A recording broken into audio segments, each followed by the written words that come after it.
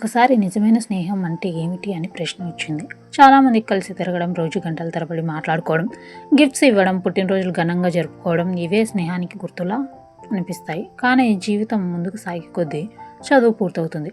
ప్రతి ఒక్కరు తమ తమ జీవితాల్లో బిజీ అయిపోతారు. అప్పుడు చాలామంది స్నేహితులు నెమ్మదిగా దూరం అవుతారు. అయితే నా లైఫ్లో ఇద్దరు స్నేహితులు మాత్రం ఎప్పటికీ మారలేదు. ఒకరికి పెళ్ళైంది, మరొకరు ఉద్యోగంలో బిజీగా ఉన్నారు. అయినా అప్పుడప్పుడు ఫోన్ చేసి ఎలా ఉన్నావు అని అడుగుతారు. ఏదైనా ఆరోగ్యం బాగలేదని తెలిసినా, లేదా ఏదైనా కష్టం ఉందని తెలిసినా ముందుగా ఫోన్ చేసేది వాళ్ళే. అప్పుడు అర్థమైంది, నిజమైన స్నేహం అంటే ప్రతిరోజు మాట్లాడుకోవడం కాదు, ఎంత దూరంగా ఉన్నా, ఎంత బిజీగా ఉన్న అవసరమైన సమయంలో నేనున్నాను అని గుర్తు చేసే వాళ్ళే నిజమైన స్నేహితులు. ఎందుకంటే నిజమైన స్నేహం దూరాన్ని కాదు, మనసును కొలుస్తుంది. మీ నిజమైన స్నేహితులకు ఎప్పుడూ విలువ ఇవ్వండి. ఎందుకంటే జీవితంలో లాంటి వారు చాలా అరుదుగా దొరుకుతారు. అలాగే మీ దృష్టిలో నిజమైన స్నేహం అంటే ఏంటో కామెంట్లో చెప్పండి.